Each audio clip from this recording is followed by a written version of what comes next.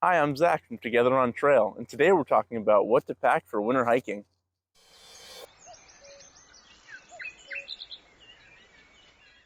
I really enjoy winter hiking.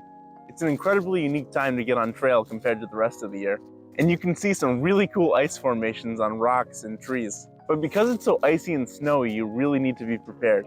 So I'm going to do my best to make sure you are properly equipped for your next winter hike.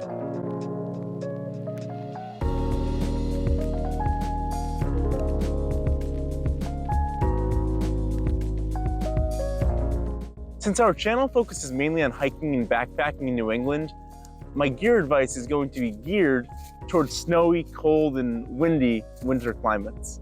And we're going to be packing a bit more gear than if we were hiking in the fall. But this is important because we want to be prepared in case the weather changes, and the weather can change at any moment.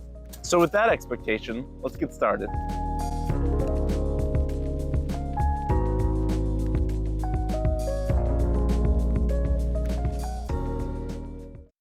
So when we start our hike, we should already be wearing a good amount of layers.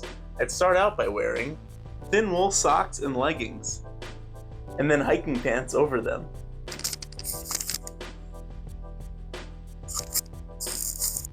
Then I'd throw on a long sleeve base layer, then a fleece,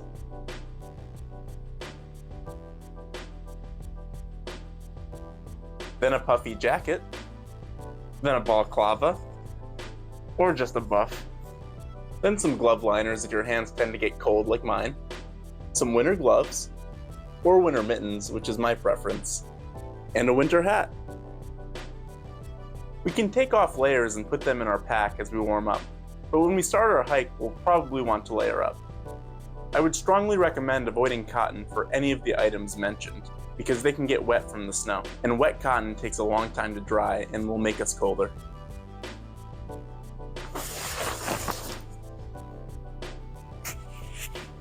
The last piece of clothing we want is a shell jacket. This will help to keep us dry if it starts to rain or snow. It will also help to protect us from strong wind. Alright, that's a lot to remember, but I'll put all this info in the description to make it easier.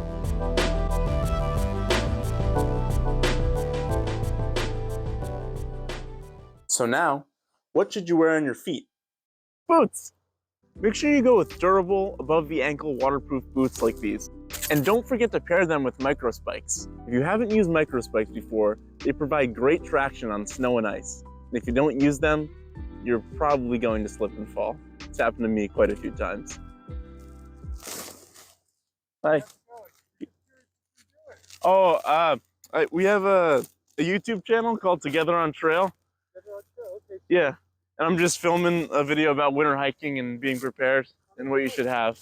This is just a nice park location I saw as I was driving, so I thought I'd do it here. Oh no, it's great. Yeah. Together on Trail? Together on Trail. I'll have to check it out. Oh, thank you.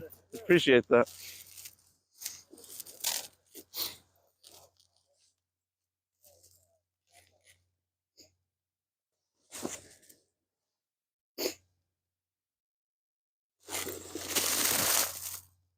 All right, now that we're properly dressed, let's talk about our pack.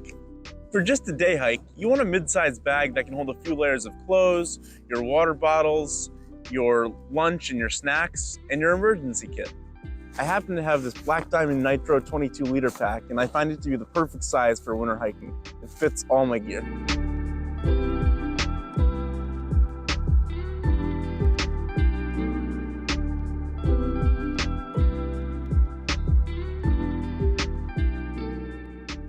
So now let's talk about what you should carry in your pack.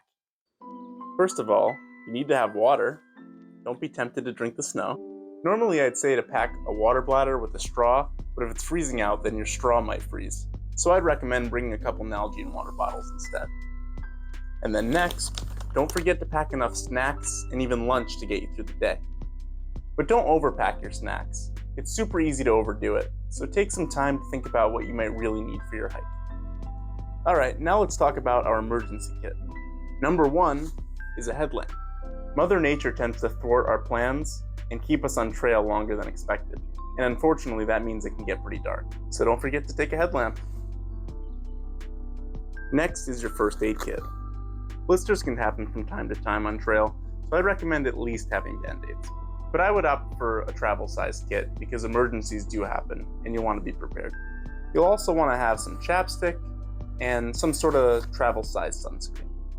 It might feel like you don't need sunscreen in the winter, but the sun can actually be pretty strong reflecting off the snow. And then lastly, make sure you have a trail map that you can access without Wi-Fi. So you'll probably have this downloaded to your phone, or you can get a physical map of the area that you'll be hiking in from a store like REI. You'll want this in case you get lost or the trail just isn't marked very well. You can download trail maps to use offline if you have AllTrails Pro. I'll put a link to AllTrails in the description. Okay, so that's our list. I put all of this info in the description, and I also added a link to our email newsletter. If you sign up for that newsletter, you'll get a PDF of our winter hiking checklist for free.